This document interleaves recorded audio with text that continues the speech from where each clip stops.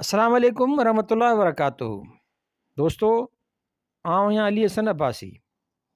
किताब आहे तनवीर अब्बासी, कुझु ॾेई वेंदासीं। ख़ाका, इंटरव्यू, मज़मून, इबियास, सफ़रनामो ऐं शाइरी। एंथोलॉजी मुरतब यूसुफ सिंधी। छपींदड़ सिंधी अदबी बोर्ड, ॼामशोरो, सिंध। छापो पहिरियों, साल 2012 ईस्वी। किस्त 22। ख़ाका ऐं यादगिरियूं। अॼु जी दुनिया में नाविल खां पोइ आतम कहाणियुनि ऐं सवाने उमिरियुनि जा किताब घणी दिलचस्पीअ सां ख़रीद कया ऐं पढ़िया वञनि था। ख़ाको बि सवाने उमिरीअ जो हिकु हिसो आहे। तनवीर अब्बासीअ जा ख़ाका निहायत दिलचस्प ऐं ॼाण ॾींदड़ आहिनि। संदन ॿोली सादी ऐं सुहिणी आहे। संदसि तहरीरी अंदाज़ मोहींदड़ आहे। कंहिं बि दौर जो पाढ़ू जॾहिं बि तनवीर जे ख़ाकनि जो मुतालियो कंदो त ज़िक्र कयल शख़्सियत खे पंहिंजे साम्हूं ई वेठल महसूसु कंदो। अदल सुमरो। अलामा आई काज़ी। सिज सुभाणे जा करे साई सामीअ रूए, अचे थी अतुर जी मंझां मगट बूए, सा ॾेखारियूं जूए जिते लाहू थी लाल थियो। फ़रिश्ता नज़र ईंदा आहिनि। ख़ासि करे 20वीं सदीअ में मूं जहिड़े गुनहगार खां को पुछे त तो को मलाइक ॾिठो त मां चवंदुसि त हा, मां अलामा आई काज़ी खे ॾिठो। अलामा ईअं ई हो जीअं शाह साहब चयो आहे, मूं से ॾिठा मां जनी ॾिठो पिरीअ खे, तनी संदी काय करे न सघां ॻाल्हड़ी। बिल्कुलु नफ़ीस, नाज़िक, पाक, पवित्र, निर्मल, सादो, सबाजड़ो, सनड़ो, जहिड़ी सूरत तहिड़ी सीरत। मूंखे सादत हासिलु आहे त जॾहिं अलामा साहब सिंध यूनिवर्सिटीअ में फ्राइडे लेक्चर्स ॾींदो हो त मां पंहिंजनि दोस्तनि सां गॾु कोशिशि करे संदन हर लेक्चर में हाज़िर थींदो हुउसि।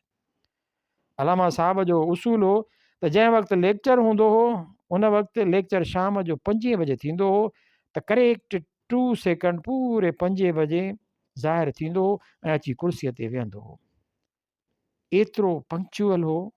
उन लेक्चर जा मौज़ू मुख़्तलिफ़ हूंदा हुआ। मसलन केमिस्ट्रीअ जो प्रोफेसर केमिस्ट्रीअ ते लेक्चर ॾींदो हो ऐं बाटनीअ जो प्रोफेसर बाटनीअ जे मौज़ूअ ते लेक्चर ॾींदो हो ऐं अलामा साहब फिलबदी उन ई साॻिए मौज़ूअ ते बिना कंहिं तयारीअ जे उन खां यकदमि बाद में सदारती राया ॾींदो हो ऐं असांखे अजब लॻंदो हो त हर सब्जेक्ट ते हर मौज़ूअ ते अलामा साहब जी एॾी गिरफ़्त हुई, एॾी स्टडी हुई, एॾो उन अभ्यास हो जो हू उन सब्जेक्ट जे माहिर जेको उन ते लेक्चर ॾींदो हो उन खां वधीक उनखे सब्जेक्ट जे बारे में ॿुधाईंदो हो। हिकु लेक्चर हो असांजे दोस्त मक़बूल भट्टीअ जो, जेको तंहिं ज़माने में प्रेस जो मैनेजर हूंदो हो। उन जो लेक्चर हो त प्रेस जी ईजाद कीअं थी ऐं उन जूं टेक्निकलिटीज़ छा हुयूं। उते असां चयो त अॼु अलामा साहब जी ख़बर पवंदी। जीअं ही सब्जेक्ट टेक्निकल हो पर अलामा जेको उन ते लेक्चर ॾिनो जो सभिनी खां वधीक मालूमात असांखे मिली त एॾी वसी स्टडी हूंदी हुई अलामा साहब जी। हर मौज़ूअ ते उन दौर में मूंखे यादि आहे त असां सां गॾु कामरेड हैदर बख़्श जतोई बि हर लेक्चर ते ईंदो हो। कामरेड जा ख़्याल पंहिंजा, अलामा जा ख़्याल पंहिंजा, पर हुयूं ॿई शख़्सियतूं मासूम, ॿई ईमानदार ऐं ॿई सिंसियर, ॿई पंहिंजे पंहिंजे उसूल जा पका। पोइ जॾहिं लेक्चर ख़तमु थींदो हो त कामरेड हैदर बख़्श उथी बि सवाल कंदो हो ऐं अलामा साहब कॾहिं न कावड़ियो, कॾहिं बि पंहिंजो सब्र ऐं तहमुल हथां न छॾियाई, हमेशह मुरकंदो हो ऐं मुर्की कामरेड हैदर बख़्श जे सवालनि जा जवाब ॾींदो हो। कॾहिं बि हिन फ़तवा न कढी त हैदर बख़्श काफ़र आहे, हू मुनकिर आहे या हिन खे ताज़ीर ॾियो या सज़ा ॾियो, न, बिल्कुलु न। जॾहिं बि हैदर सां मिलंदो हो त तमामु वॾी शफ़क़त जो इज़हार कंदो हो। अलामा साहब हिते ख़ैरपुर में बि आयो, उन जे बारे में असांजे दोस्त हदाद साहब काफ़ी ॿुधायो ऐं हिते काफ़ी रिकॉर्ड आहे। ख़ासि करे जुडिशल कोर्ट में अलामा जे फ़ैसिलनि जो रिकॉर्ड आहे जेके हिन फ़तवाऊं लिखियूं आहिनि। पर हिते कागज़ ॾिसंदे मालूम थियो त नवंबर 1923 ईस्वीअ में मीर अली नवाज़ नाज़ जे ग़ज़ल जो अंग्रेज़ीअ में तर्जुमो एल्सा काज़ी कयो, जेको हिन जी किताब केयुअल पीप्स एट सोफिया में छपियल आहे। बहरहाल अलामा साहब जो ख़ैरपुर सां जेको वास्तो हो उन ते हदाद साहब काफ़ी रोशनी विधी। पर हिकिड़ी ॻाल्हि ख़ासि आहे जंहिंजे करे अलामा साहब ख़ैरपुर छॾी, उहा ॻाल्हि अव्हां सां कंदुसि। मीर अली नवाज़ साहब तंहिं ज़माने में हितां जो हुकुमरान हो। तंहिं ज़माने में हुकुमरान जी ज़ुबान ई कानून हो, छो त मुतक़िल अनान हाकिम हूंदा हुआ। अलामा साहब तमामु ईमानदार जज हो। इतफ़ाक़ सां को मीर साहब जो नौकर केस में फासी पियो ऐं उहो केस आयो अलामा साहब वटि। मीर साहब अलामा साहब ॾांहुं हिकु माण्हू मोकिलियो त मीर साहब जी मर्ज़ी आहे त तव्हीं हिन जवाबदार खे छॾियो। अलामा साहब पंहिंजे चेंबर में वेठो हो, ओॾी महिल हिकु ॿिए माण्हूअ खे सॾियाईं, उनखे पंहिंजे भर में विहारियईं ऐं वरी सॾायईं उन इहा सिफ़ारिशी माण्हूअ खे ऐं पुछियईं त बाबा मीर साहब कहिड़ो नियापो मोकिलियो आहे? त हिन वरी वरजायो त मीर साहब चयो आहे त फलाणो माण्हू असांजो आहे, उन खे छॾियो। जेको माण्हू विहारियो आई तंहिंखां लिखाए वरिताईं त मूंखे हीअ सिफ़ारिश थी ऐं तंहिंखां पोइ पंहिंजी इस्तीफ़ा लिखियाईं ऐं इस्तीफ़ा लिखी सिधो स्टेशन पहुतो ऐं पोइ ख़ैरपुर छॾे हलियो वियो। त उहा हुई अलामा साहब जी ईमानदारी। उन जे बारे में मां तव्हांखे ॿ हिकायतूं ॿुधायां त पाण जॾहिं सिंध यूनिवर्सिटीअ जो वाइस चांसलर हो त अलामा साहब खे लंडन वञिणो हुजे। हिन पंहिंजे डिपार्टमेंट जा माण्हू घुराया ऐं पुछियईं त बाबा अव्हांखे लेबॉरेटरीअ लाइ कहिड़ियूं शयूं घुरिजनि, मां लंडन थो वञा, मूंखे लिस्ट ॾियो त मां उतां वठी अचां। उन्हनि अलामा साहब खे लिस्ट ॾिनी। अलामा साहब लंडन वियो, हिन लाइ उहे शयूं आंदियूं त यूनिवर्सिटीअ वारनि 30 बिलाणे अलामा साहब खे ॾिनूं त हिन ते सही कयो। अलामा साहब पुछियो त बाबा इहो छाजो बिल आहे? हिननि वराणियो त साईं अव्हां सरकारी तरह लंडन विया हुआ लेबॉरेटरीअ जो सामान वठणु, सो उन जो बिल आहे। चयईं न बाबा, आउं यूनिवर्सिटीअ जे कम सां त कोन वियो हुउसि, मां त पंहिंजे ज़ाती कम सां वियो हुउसि। पोइ जेकॾहिं अव्हां जो कमु करे आयुसि त पोइ उन में कहिड़ी वॾी ॻाल्हि आहे? उन लाइ मां अव्हां खां छो पैसा वठां? ऐं अलामा उहे पैसा न वरिता। उनखां पोइ ॿी ॻाल्हि त जॾहिं आख़िरी वक़्त में पाण शाह जो रिसालो पे तरतीब ॾिनाऊं त अदबी बोर्ड जे तरफ़ां अलामा साहब खे माहवर स्कॉलरशिप ॾींदा हुआ। फ़ैसिलो उहो हो त जेसीं ताईं शाह जो रिसालो मुकमिल थिए तेसि ताईं अलामा साहब खे गुज़र सफ़र लाइ 1000 रुपया ॾिजे, छो जो उन वक़्तु अलामा साहब यूनिवर्सिटीअ खां ॿाहिरि हो। अलामा साहब उहो हर महीने चेक वठंदो हो ऐं कमु कंदो हो। इतफ़ाक़ सां हिकु दफ़े बीमार थी पियो ऐं 2 महीना अलामा साहब कमु कोन कयो। चेक बदस्तूर वेंदा रहिया, पर उन्हनि 2 महीननि जो चेक वापसि मोकिलियाईं।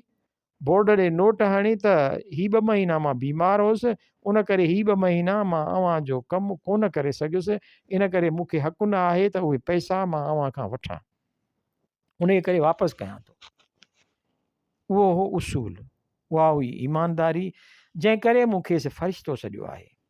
जेतिरो वक़्तु अलामा साहब यूनिवर्सिटीअ में रहियो उन जो हिकिड़ो मिसाल त डॉक्टर साहब अव्हांखे ॿुधायो, पर मूंखे यादि आहे त यूनिवर्सिटीअ में को सदर अचे, गवर्नर अचे, वज़ीर आला अचे, पर अलामा साहब कॾहिं बि उनखे स्टेशन या हवाई अॾे तां वठणु न वियो, न कंहिंखे छॾणु वियो।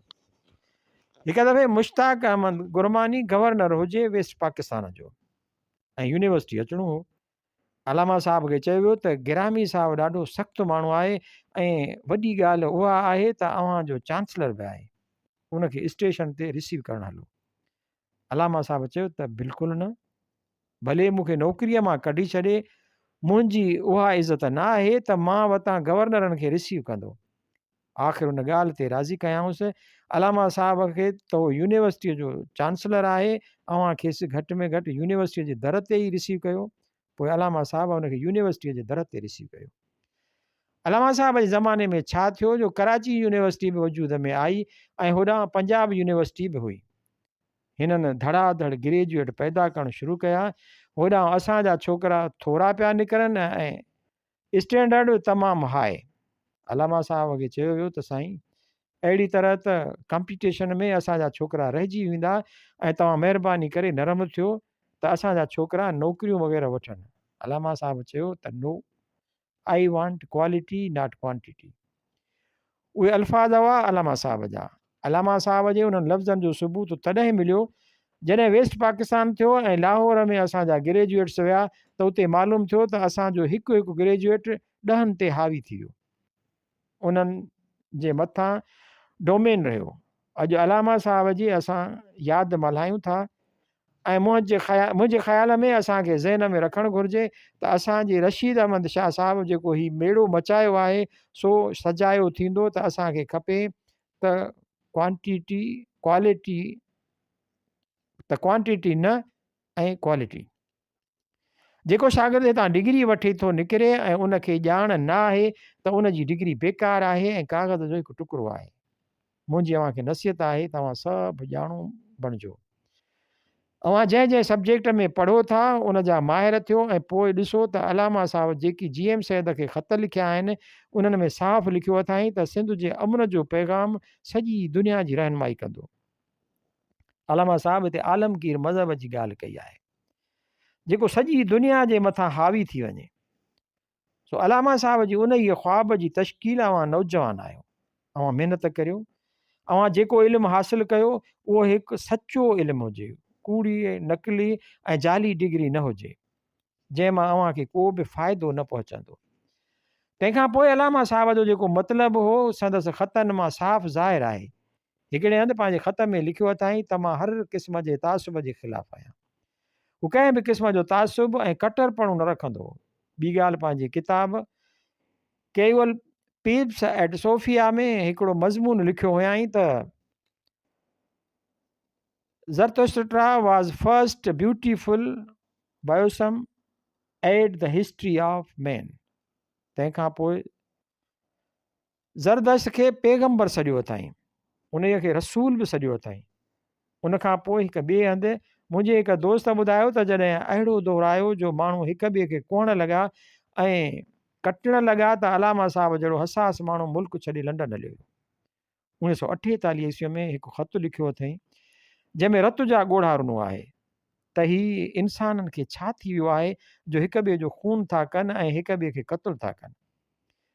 अलामा साहब जेको शाह जी शाइरीअ ते मक़ालो लिखियो जंहिंजो ज़िक्र असांजे दोस्त कयो ऐं उनजो जाइज़ो बिल्कुलु ख़ूबसूरतीअ सां वरितो, उन में हिकु ख़ासि ॻाल्हि आहे त उन खां अॻु में जन शाह साईंअ ते लिखियो तन शाह साईंअ खे दरवेश पीर बुज़ुर्ग करामतूं उन जा मोजिज़ा उनजो शेर ऐं उनजी रूहानी माना ऐं ज़ाहिरी माना उन्हनि ॻाल्हियुनि में फाथल रहिया। कॾहिं साइंटिफिक तजियो शाह जी शाइरीअ जो न कयो वियो त आख़िर शाइरीअ जे परखण जा उसूल कहिड़ा आहिनि। हर को चवंदो हो त शाह वॾो शाइर आहे, शाह दुनिया जो अज़ीम शाइर आहे। उहो सही आहे, लेकिन छो ऐं कीअं त उहो हिकु साइंटिफिक तरीक़े जी तनक़ीद जो बुनियादु डॉक्टर गरबख्शाणीअ विधो ऐं उन खां पोइ अलामा आया काज़ीअ जंहिं असांखे साबित करे ॾेखारियो त शाह अब्दुल लतीफ़ रहमतुल्लाह अलैह दुनिया जो वॾे में वॾो शाइर हो।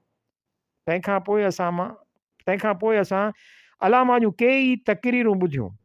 उन जी हिकु कैसेट हिते बि ॿुधी ऐं मां चवंदुसि त असांजी यूनिवर्सिटीअ ते ख़ासि तरह इंस्टीट्यूट ऑफ सिंधालाजी ते उहो फ़र्ज़ु आहे त अलामा साहब जी हर तक़रीर जा कैसेट बाज़ार में मुहैया कया वञनि जीअं असां मां हर हिकु उनखे ॿुधी सघे, सम्झी सघे ऐं उन ते अमल करे सघे। अलामा साहब हर तक़रीर में मज़हब खे हमेशह साइंस मुताबिक़ ॼाणाईंदो हो। थ्योरी ऑफ एवोल्यूशन में हू यकीन रखंदो हो। हू कॾहिं बि कटरपणे या फंडामेंटलिज़म जे पासे न हो। जीअं 20वीं सदीअ जे शुरूअ में ऐं 19वीं सदीअ जे आख़िर में रेनेसेंस हिकु तहरीक शुरू थी जंहिंमें उहो बि ॾेखारण जी कोशिशि कई वई त मज़हब साइंस जे ख़िलाफ़ु न आहे, मज़हब साइंस खां अलॻि न आहे, बल्कि मज़हब ऐं साइंस ॿई हिकु शइ आहिनि। उन्हनि खे जेकॾहिं उन नमूने परखियो वञे त उहा साइंसी सोच जेका आहे त उन जो बुनियादु अलामा आया काज़ी विधो। अलामा साहब जो जेको आख़िरी वक़्तु हो, अलामा साहब मदर इल्सा सां गॾु असां ॾिठो। उन्हनि जे घर में कई दफ़ा हाज़िरी ॾियणु वियासीं। हिननि जे पाण में जेका प्रीत हुई ऐं असांजे हदाद साहब ॿुधायो त 1922 खां 24 ईस्वी धारे ॿई बगीअ में चढ़ी घुमंदा हुआ। उन ज़माने में का औरत बिना पर्दे जे बगीअ में घुमे त केॾी न वॾी प्रोग्रेस हूंदी, पर तंहिं दौर में त बग़ावत जी ॻाल्हि हुई। मदर इल्सा ऐं अलामा जो साथ ईअं हो जीअं साइमन द बवीर जंहिंजी हाणे ताज़ो वफ़ात थी आहे उन जो सारतरी सां हो, या जीअं डोरेब्लेक जो बर्टेंडर सल सां, ऐं पोइ अलामा पाण खे तनहा महसूसु कयो। ऐं उन खां पोइ मूं उहो ॿुधो त असांजे स्कॉलर्स खे उन ते रिसर्च करणु घुरिजे त अलामा साहब जी तकरीर ते पाबंदी हुई। उन्हनि ॾींहंनि में अलामा साहब खे दावतूं बि मिलंदियूं हुयूं। अर्ज़ु बि कयो वेंदो हो त फलाणे जलसे में अचो, पर अलामा साहब न ईंदो हो। उन मां मालूम थिए थो त तंहिं दौर जी हुकूमत अलामा साहब जी ज़ुबान बंदी करे छॾी हुई। उन खां पोइ अलामा साहब अकेला ई महसूसु कई ऐं जन हालतुनि में फ़ौत थियो। पाणीअ में पेर धरियाई ऐं आख़िरी वक़्त में हू सुहिणे झूंगारींदो रहंदो हो ऐं चवंदो हो त सुहिणी जेका आहे सा शाह अब्दुल लतीफ़ जी सोच जी इंतिहा आहे, उन जी तख़युल जी बुलंदी आहे।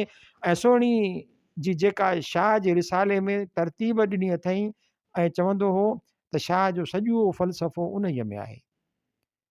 कहिड़ी मंझि हिसाब हुअण मुंहिंजो होतरी, उन में आहे त कहिड़े मंझि हिसाब हुअण जीअं न बल्कि लफ़्ज़ आहे हुअण। Existence before this life, during this life and after this life, the very existence. कहिड़ी मंझि हिसाब हुअण मुंहिंजो होतरी आहे। ईअं चवंदे अलामा साहब पाणीअ में पेर धरियो ऐं हिकिड़ी सुहिणी हुई जंहिं पाण खे अॻु में ई पाणीअ जे नज़र कयो हुयो ऐं ॿियो अलामा काज़ी हो, जंहिं लाइ शायदि शाह अब्दुल लतीफ़ रही बैत उन ई सिचुएशन लाइ चयो आहे त सहसी साइर ॿोड़ियूं मंथ ॿोड़ियूं महिराण। मुंहिंजे हिकिड़े दोस्त ॻाल्हि पे कई त ॼामशोरे जो नालो मटाए अलामा आई काज़ी रखियो वञे। मां सम्झां थो त मूंखे यादि आहे त जॾहिं ज्ञान बाग़ जो नालो मटायो पियो वियो त अलामा साहब उन जी सख़्तु मुखालफ़त कई ऐं चयाईं त ही तारीख़ी नाला आहिनि, ही तारीख़ी शयूं आहिनि, उन्हनि खे ईअं रहणु ॾियो, पंहिंजी तारीख़ खे मरोड़ियो न, पंहिंजी तारीख़ खे ग़लति न कयो, तारीख़ खे तारीख़ रहणु ॾियो। अव्हांखे जेकॾहिं जिन्ना साहब जो नालो रखिणो आहे त को ॿियो बाग़ ठारायो जंहिं ते जिन्ना साहब जो नालो रखो। मुंहिंजे ख़्याल में अलामा साहब ख़ुदि उन ई ॻाल्हि जो मुखालिफ़ हो।